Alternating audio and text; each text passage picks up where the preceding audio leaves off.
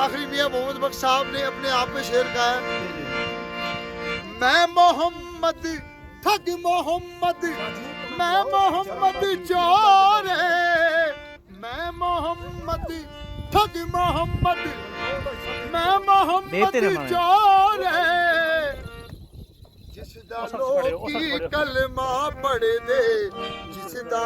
लोकी कलमा पढ़ दे, ओ मोहम्मद हो रे, जिसदा लोकी कलमा पढ़ दे, ओ मोहम्मद हो रे,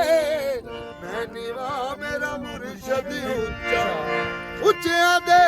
संग ला मेरा मुर्शद वीडियो बनाओ असल बनाना